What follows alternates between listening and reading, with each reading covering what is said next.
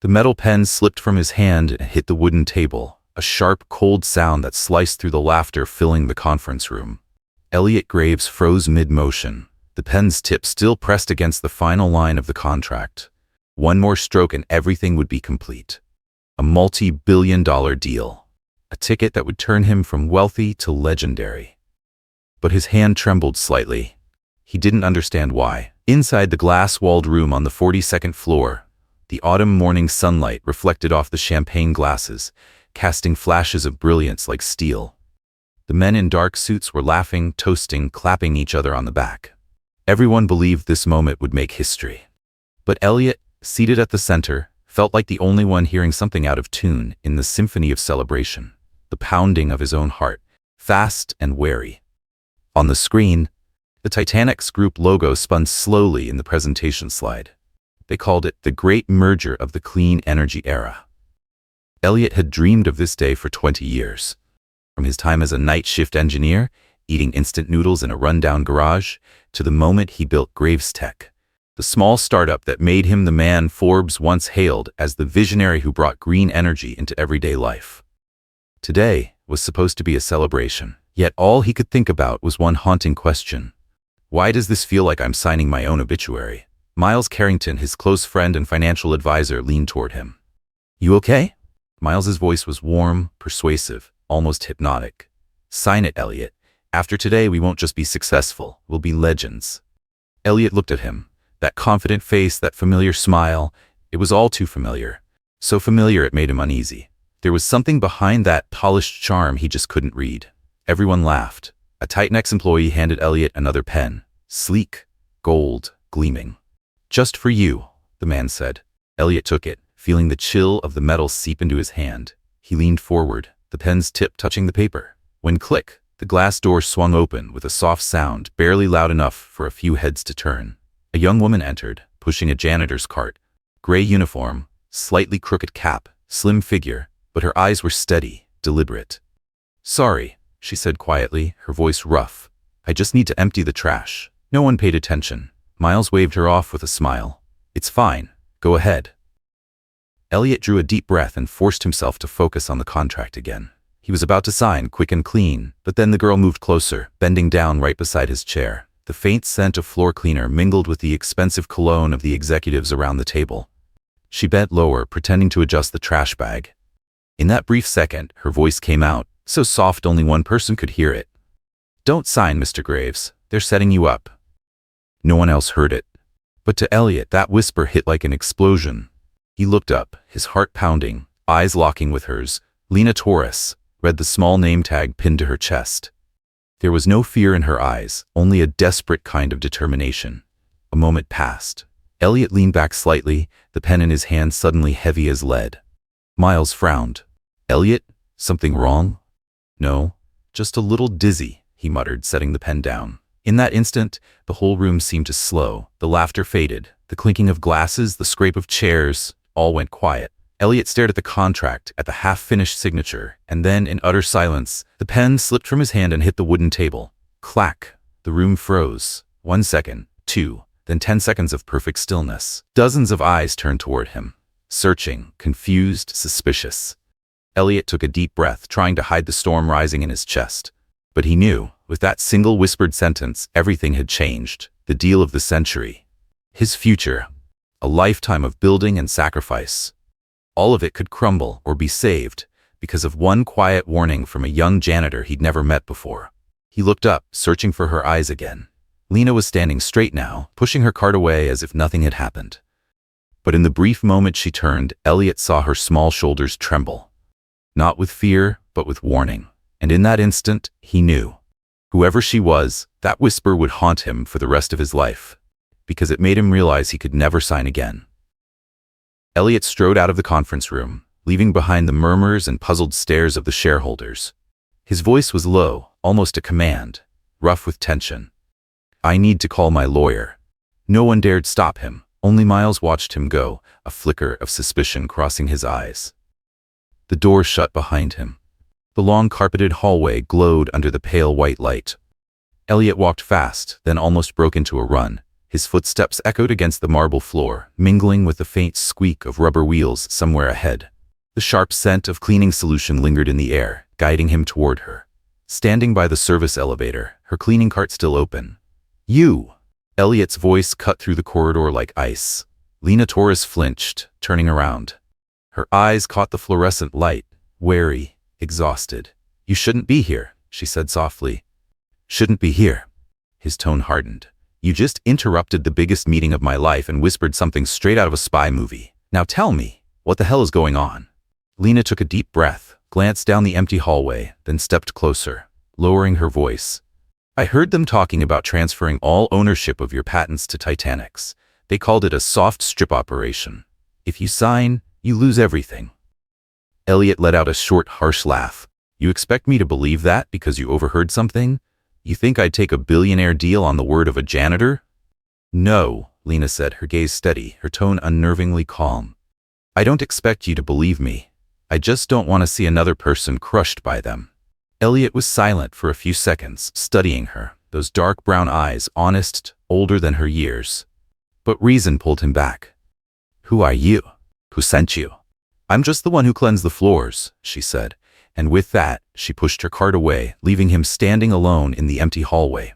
He walked back into the conference room, his face calm, as if nothing had happened.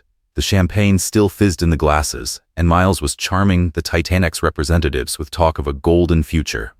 Elliot took his seat and reopened the folder. Page 42. He looked closer, running his finger along the tiny lines of text. Between two familiar clauses, something caught his eye. Reallocation of secondary technology ownership under Section 12B. He frowned. That phrase, it hadn't been in the draft he reviewed last night. "Something wrong?" Miles asked, his tone silky smooth, but there was a blade beneath it. "No," Elliot said, closing the folder. "I just think I need to review a few more details." "More?" Miles's smile was tight. "Elliot, you've reviewed this contract a dozen times." "Well, one more won't hurt." Elliot smiled back, standing up. "We'll postpone for 24 hours. The room froze for a few seconds. The Titanic's representatives raised their brows. Miles's expression shifted, but he finally gave a stiff nod. "If that's what you want." That night, Elliot didn't sleep.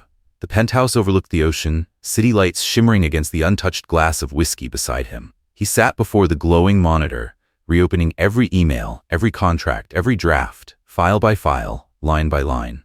Nothing obvious. Yet the tightness in his chest only grew heavier. A janitor girl had spoken of a soft strip operation. How could she possibly know that phrase? A confidential term used only in Titanic's internal board meetings? He frowned, then shook his head.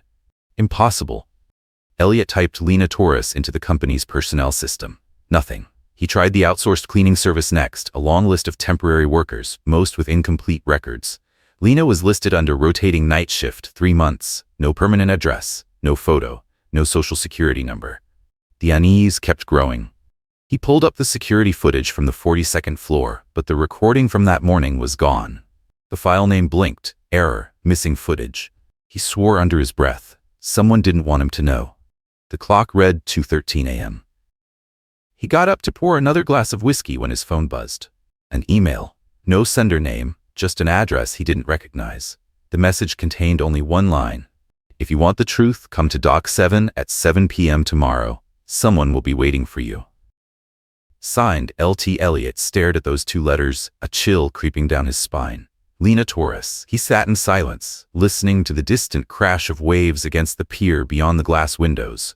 The night seemed to swallow everything, leaving only the pale glow of the screen lighting his face. A man who once controlled every outcome, now had no idea what he was walking into. He read the email again, then again. And finally, he deleted it, though his mind refused to let it go. Somewhere in the shadowed veins of the coastal city, someone was waiting for him. Someone the system had no record of. Someone who had dared to whisper into his ear in a room full of power. "Don't sign." Elliot stared out the window and murmured to himself, "So you want me to know the truth? Fine, Lena Torres. I'll come." Dock 7 lay beneath a heavy fog, the yellow harbor lights bleeding into faint halos. A light drizzle fell, each drop striking the ink-black water with a quiet rhythm. Elliot stepped out of a gray sedan, collar turned up, scanning his surroundings. The sound of waves, mixed with the distant clang of metal against metal, echoing through the cold air. A silhouette appeared under the rusted awning of an old warehouse. The woman stood still, gripping a worn leather bag, rain darkening her hair against her forehead. As Elliot approached, Lena gave a small nod, eyes alert. "You're brave," Elliot said, his voice rough. "Meeting a millionaire at a dock in the middle of the night sounds like a terrible plan from a bad detective movie." "You came," Lena replied, her voice low but steady, which means some part of you still believes me. She opened her bag and pulled out a small hard drive wrapped in plastic and a few printed photographs. Setting them on the wooden crate between them, raindrops pattered softly against the glossy paper. "This is the blueprint for Graves Tech's next-generation battery system," she said. "I found it on Titanex's server." Elliot leaned closer. On the rain-blurred page was a schematic so familiar his chest tightened, except for one detail. The ownership label had been changed. Titanex Innovations lit it. He stared at the words. "That's impossible. This design was never released." "Exactly," Lena said, her hands trembling slightly. "They stole it, renamed it, and they're about to sign the deal that will make it legally theirs. That's why I couldn't stay silent."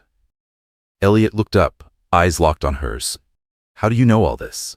A janitor doesn't get access to this kind of data." Lena gave a faint, tired smile. "That's because I'm not really a janitor." She sat down on the wooden crate, her gaze drifting toward the fog-covered sea. "I used to be a data analyst for a small company called Arvin Dynamics. We developed management software for Titanex. When Titanex acquired us, they promised to keep the team intact.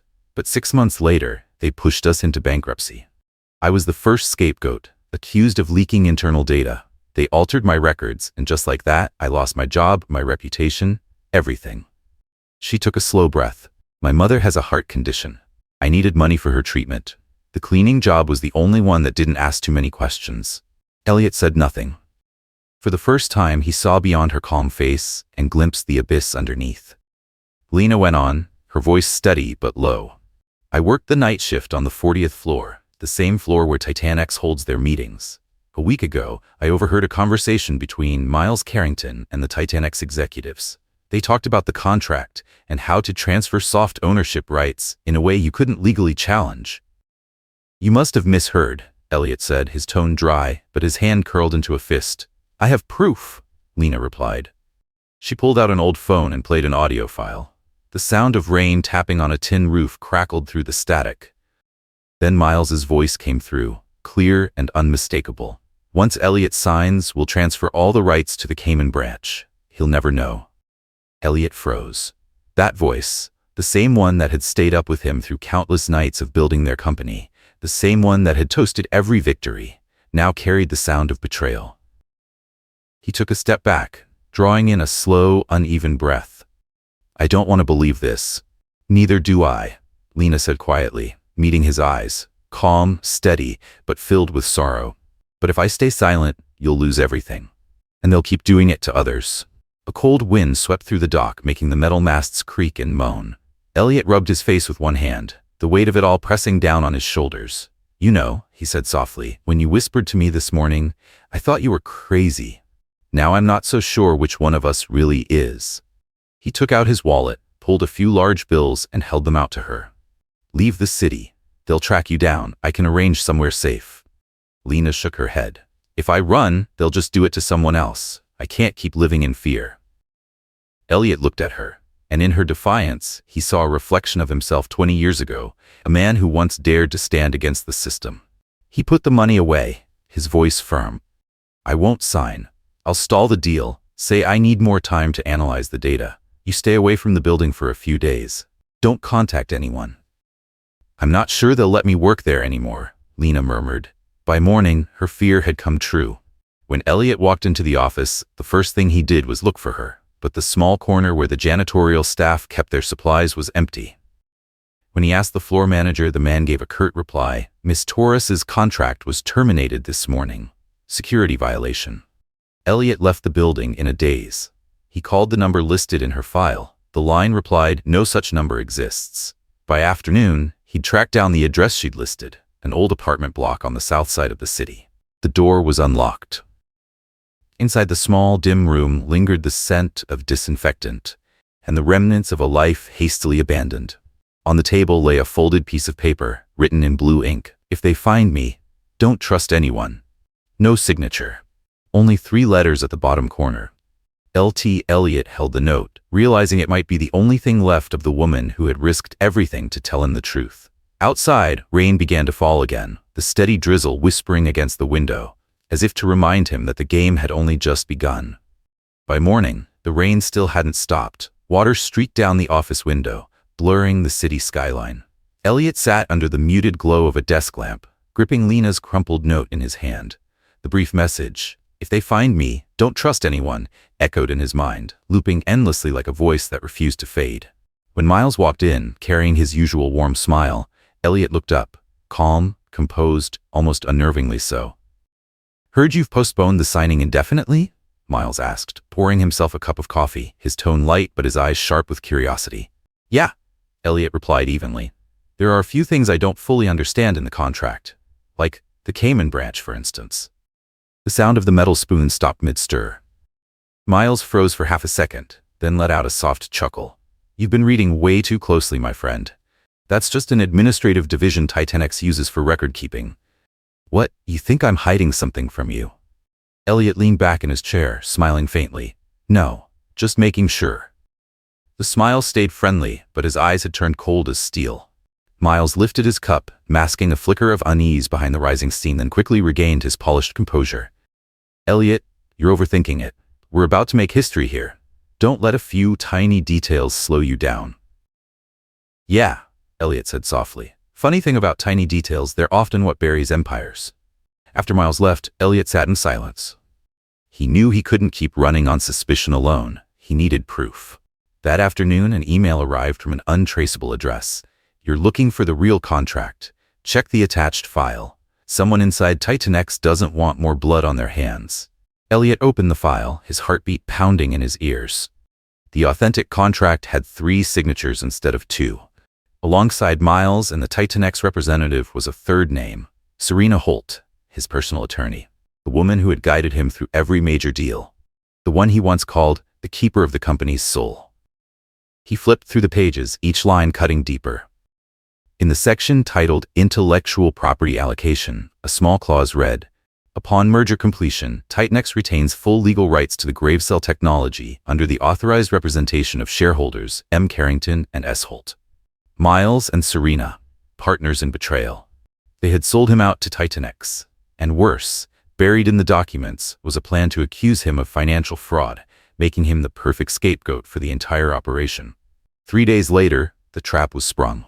The Securities Commission summoned Elliot for investigation. Reason: irregularities in the valuation of Graves Tech shares prior to merger negotiations. The news spread like wildfire. Headlines screamed across every channel. Clean energy millionaire accused of multi-million-dollar fraud. Graves Tech's stock plummeted 40% in just 6 hours. Investors fled in panic. Titanex released a statement expressing deep regret and announcing a suspension of the merger, exactly as Miles had described in that recording. That afternoon, Miles walked into Elliot's office wearing a mask of concern worthy of an actor. "I know this is rough," he said, voice full of sympathy. "The media's vicious, but don't worry, let me handle this. I'll talk to Titanex, smooth things over." Elliot met his eyes, calm, steady, unreadable. "Thanks, Miles, I trust you." He said it softly, almost kindly, but inside he knew he was staring straight at the man who had driven the knife in deep. Over the next 3 days, things only got worse. Serena Holt, the lawyer he'd trusted with everything, filed a notice to temporarily withdraw from legal counsel due to conflict of interest. Within hours, the headlines exploded. Graves Tech's attorney withdraws amid internal misconduct allegations. The perfect storm had been carefully prepared, and it had just made landfall. Elliot sat alone in his empty office, the newspaper slipping from his hand. He knew Titanex was tightening its grip, and if he lost just a few more days, they'd own the entire company, sealed by the very contract he'd once thought would make him a legend. That night, the clock read 1:42 a.m. The room was silent except for the faint crash of waves in the distance. Then the phone rang, an unknown number. "Mr. Graves?" A woman's voice, weak and breathless, came through the static. He froze. "Lena? Yes. I don't have much time. They've found me." Her voice trembled, wind roaring in the background, sirens wailing somewhere far off. "But I have what you need. The hard drive. It has everything. Financial links between Miles, Serena, and Titanex. I hit it at. A pounding noise erupted through the call, loud, frantic. A man's voice shouted something unintelligible. "Lena? Where are you?" Elliot shouted. "You have to." Her voice came fast, panicked. "You have to get it before they—" Then a crash, the sound of breaking glass, a sharp gasp, and the line went dead. Dead. Elliot stood frozen, the phone slipping from his hand, hitting the wooden floor with a hollow thud. The world around him seemed to stop moving. 1 minute, 2. Then Elliot walked to the window, staring out at the city drowned in fog and midnight silence. If they had found Lena, it meant his turn was next. The cage Titanics had built for him was already waiting. And in that moment, Elliot Graves, the man once known for reason, precision, and control, made the most reckless decision of his life. He picked up the phone, his voice calm, almost detached. "I need to liquidate all my Graves Tech shares. Right now. Emergency order. Mr. Graves, it's the middle of the night. Just do it. All risks are mine." 2 hours later, his account switched to cash status. Every last share, nearly 38% of the company, had been sold off to independent global investment funds. By morning, Titanics was in chaos. Their acquisition plan had collapsed overnight. Miles was furious. Serena had vanished from her office. And Elliot, he was nowhere to be found. But no one realized that selling his shares was only the first move. The real shock, the true reversal of the entire game, was still to come. The whole city seemed to be holding its breath, watching a grand play unfold. News spread faster than the wind. Elliot Graves to appear at Titanex merger press conference. No one understood why. After the lawsuits, the scandal, the stock collapse, and the liquidation of his shares, why would he show up now? Headlines flared across every outlet. Millionaire Graves returns to restore his reputation? Is this the clean energy icon's final surrender? That morning, the seaside hotel lobby hosting the press conference was packed wall to wall. Flashbulbs flared like lightning, cameras jostled for space, and the air thrummed with tension. On stage, the Titanex banner stretched proudly behind the long signing table. Miles sat on the left, his face tight, but hidden beneath a polished corporate smile. Serena appeared in the second row, eyes down, avoiding the glare of the lights. They all believed Elliot had come to sign, to accept his fate. Then the back doors opened. Elliot Graves walked in. No luxury suit, no entourage, no security detail. Just a white shirt, a long gray coat, and eyes forged from steel. The noise in the hall faded to a hush as he strode forward, each step echoing against the marble floor. The Titanex logo shimmered in his gaze like a ghost of what once was. The host smiled, voice smooth and practiced. "Ladies and gentlemen, please welcome Mr. Elliot Graves, founder of Graves Tech, here to sign this historic merger agreement." A few scattered claps echoed through the hall. Elliot gave a polite nod and reached for the Titanex pen laid neatly on the table. He turned it slowly between his fingers, the steel tip catching the stage lights in a sharp glint. Every camera locked on him. Miles leaned forward, lips barely moving. "Sign it, my friend." Elliot smiled, calm, composed, a smile so steady no one noticed the storm hiding behind it. He signed, but not on the contract. Instead, he scrawled a single jagged line across that morning's newspaper lying beside it, then pulled a lighter from his coat pocket. In a flash, a blue flame burst to life, catching the paper's edge. A heartbeat later, the Titanex contract ignited. Chaos erupted across the room. Shouts, gasps, the shriek of chairs scraping the floor. Serena shot to her feet. Miles lunged forward, but Elliot stepped between them and the growing fire, the flames devouring the words Titanex Group. "What the hell are you doing, Mr. Graves?" a reporter shouted. Elliot turned, his voice cutting through the stunned silence, amplified by the mic. "If you want my company," he said evenly, eyes burning brighter than the fire behind him, "then take it from the ashes. I'll start again from nothing, just like before." Everything went silent. The fire died down, smoke curling upward in thin, ghostly wisps that reflected against the glass wall behind the stage. Beyond it, the gray sea blurred into the rain. Elliot set the lighter on the table and looked at Miles. There was no anger left in his eyes, only a cold, cutting contempt. "You once said we'd be legends," he murmured. "Congratulations, Miles, we are. Just not the kind anyone would want to be." Miles stood frozen, mouth open, words failing him. Serena lowered her head, clutching her briefcase, packed with dozens of now worthless contracts.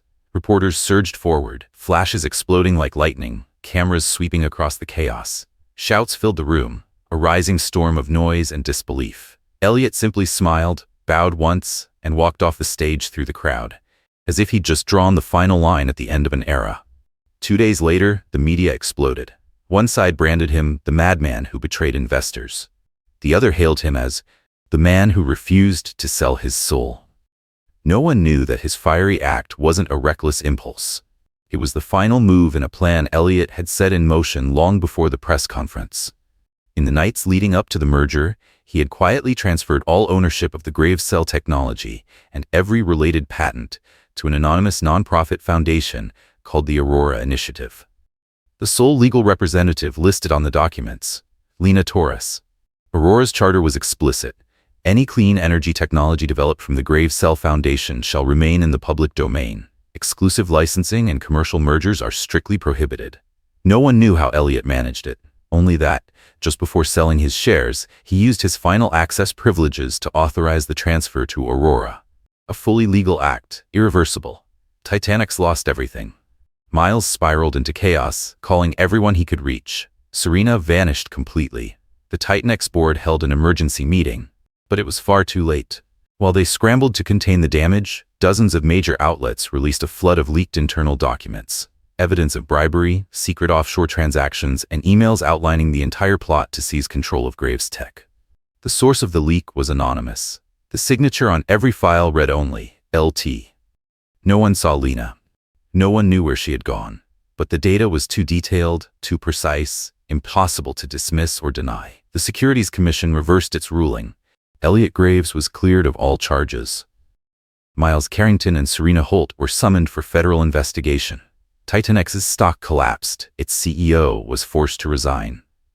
Elliot, meanwhile, disappeared from the spotlight. He had lost everything commercial, his shares, his company, his business stature, but gained something far greater.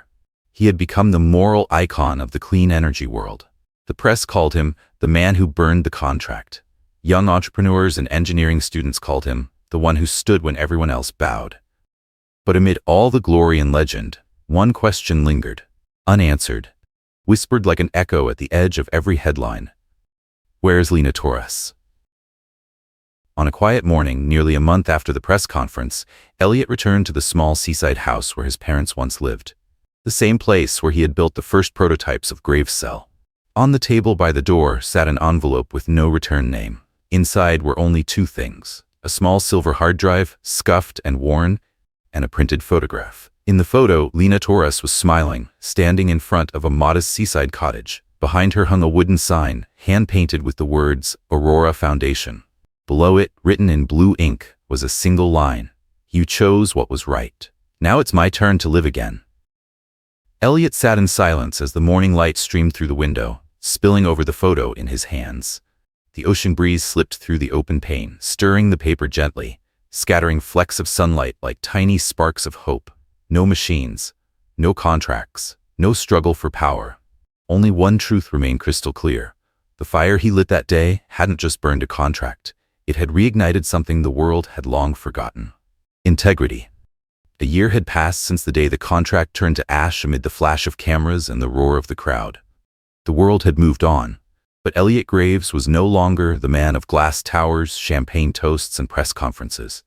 He lived now on the outskirts of the city, in an old warehouse refurbished into a modest research lab by the sea, where the wind howled and the waves breathed like a living heartbeat. There was no Graves Tech logo anymore. Only a small wooden sign that read, Community Energy Lab. There, he taught the neighborhood kids how to make electricity from scrap metal, how to craft solar cells out of soda cans, how to use the wind to light their very first bulb. And every time he saw their eyes flare with wonder as that tiny light flickered on, he smiled. A real smile, one that needed no mask. Reporters still came from time to time, giving him new titles with every story. The man who burned $1 billion deal, the madman of the century, the conscience of technology. But Elliot no longer gave interviews. He only spoke once, to a young reporter who had managed to find his workshop. "If I'd signed that day," he said quietly, "I would have saved my reputation. But I didn't want to be remembered as a man who sold his soul for praise." The reporter later wrote that his voice was soft as wind, yet his eyes shone brighter than any spotlight she'd ever seen. One afternoon, while Elliot was helping the kids assemble a small wind turbine, the mailman arrived with an international envelope. The postmark read Switzerland, stamped with the seal of an international human rights organization. Inside was a thick folder and a single handwritten note. "We believe you have the right to know the truth about the woman named Lena Torres." Elliot opened it. The documents inside were old reports, internal audits, and investigative pieces about Titanex's bankruptcy 3 years earlier, the collapse that had wiped out hundreds of jobs and driven several employees to despair. In the list of victims, one name stopped him cold: Gabriel Torres, energy engineer, father of Lena Torres. The final page held a short summary. Lena Torres once worked as a data analyst for Arvin Dynamics, a company illegally acquired by Titanex. She lost her father in the collapse of a Titanex testing facility, and from that moment devoted her life to gathering evidence against them. The data that exposed Titanex's corruption was compiled over 3 years, long before she ever met you. Elliot sat in silence. Everything she had done, every risk, every whisper, hadn't just been to save him. It was to end the nightmare that had destroyed her own life. And now he understood. Lena had never truly disappeared. She had simply chosen another kind of existence. One that asked for no credit, no recognition. She lived like a quiet flame, unseen in the daylight, yet still burning bright enough to light the world around her. One spring afternoon, Elliot drove to a quiet stretch of southern coast. The sea rippled gently, the sky pale blue, and the wind carried the clean scent of salt. On the sand, a small group of children gathered around a woman showing them how to assemble tiny wind turbines. Her hair lifted softly in the breeze. Her voice was calm, steady, her eyes warm and kind. Elliot stopped. She turned. No words were spoken. Their eyes met, peaceful, unhurried, as if every storm between them had already passed. She smiled faintly, then turned back to the children, leaving him standing there as the wind tousled his hair and carried away the last breath of an old chapter closing.